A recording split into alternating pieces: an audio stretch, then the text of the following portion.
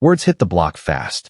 15-year-old Celeste Rivas Hernandez's body, found decomposed inside David's Tesla, had everyone shook. At first, nobody believed it. But now, the feds just dropped new evidence that actually clears David in this homicide case. And the name they just revealed, it's about to flip everything you thought you knew about this story. When the streets started buzzing and the receipts came in, most people were too busy posting on socials to catch the real story. The evidence, it's telling a completely different tale than what went viral on your timeline. Let's rewind to September 8th, 2025, when this whole mess kicked off. Workers at Hollywood Tow on North Mansfield Avenue noticed a nasty stench coming from a black 2023 Tesla Model 3 that had just been towed in a few days prior.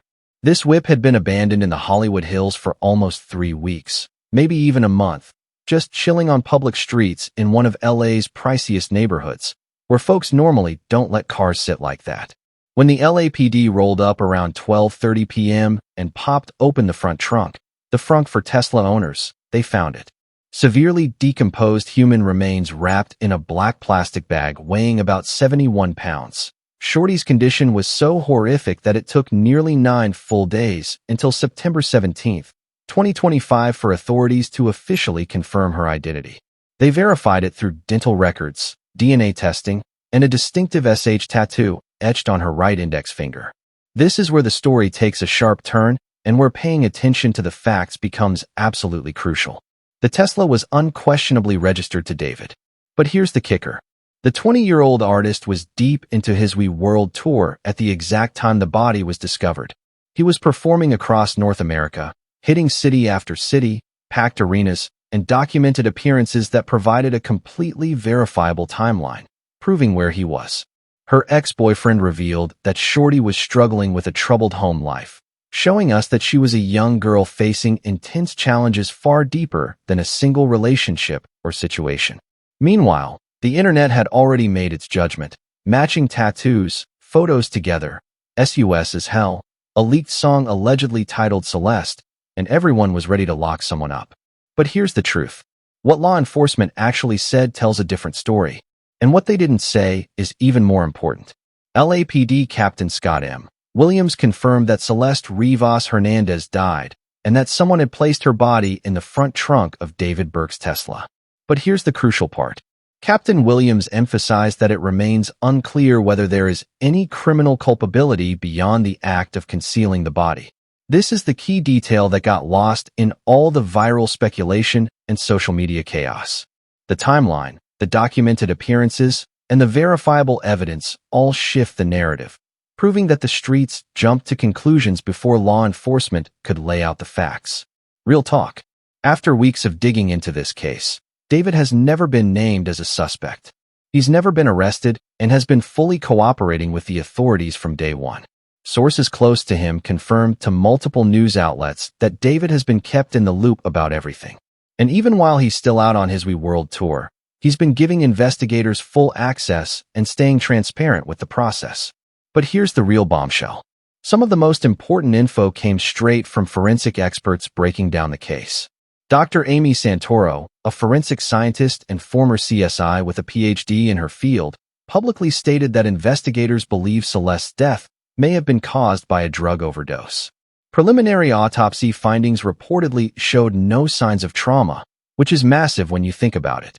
Santoro explained that if toxicology confirms this theory, David likely wouldn't face homicide charges because the focus would shift away from intentional foul play entirely. Think about what that really means. The Los Angeles County Medical Examiner's Office deferred the official cause and manner of death, noting that there was no pregnancy and that the severe decomposition made it impossible to immediately determine how she passed. The situation, therefore, is far more complicated than what the internet blew up into a frenzy over. Every new piece of evidence peels back another layer of the story, showing that the headlines, the leaks, and the viral posts barely scratch the surface of what really went down. Without an official homicide classification, this case exists in a major legal gray area, completely shaking the whole murder narrative that blew up on social media. Criminal defense attorney Alexandra Kazarian made it crystal clear in a News Nation interview. She straight up said there's no evidence against David for any crime despite all the circumstantial stuff like the Tesla and the alleged relationship. She pointed out that LAPD has been moving cautiously, holding back key details because there simply isn't enough verified information to make any claims. Now, let's talk about the tea that everyone's been spilling. The rumors about David and Celeste's relationship. Sure, her mom told TMZ that Celeste mentioned dating someone named David.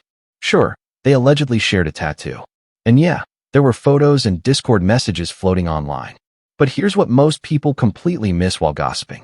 David's manager, Josh Marshall, the guy leasing the Hollywood Hills property where David would sometimes crash, said he had zero knowledge of anything happening and worked mostly remotely with minimal interaction with clients. The timeline itself blows holes in the conspiracy theories. No cap, the Tesla had been sitting abandoned in Hollywood Hills for roughly 3 weeks before it got towed around September 3, 2025.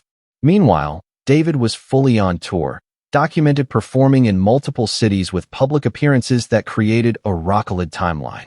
Neighbors even reported seeing the car parked there as early as mid-August, long before anyone discovered what was actually going on and the decomposition. Experts estimate Celeste's remains had been there for at least 2 to 4 weeks when they were found, showing she had been deceased for a minute before the case even blew up online. The evidence paints a picture that's far more complex than social media posts made it seem.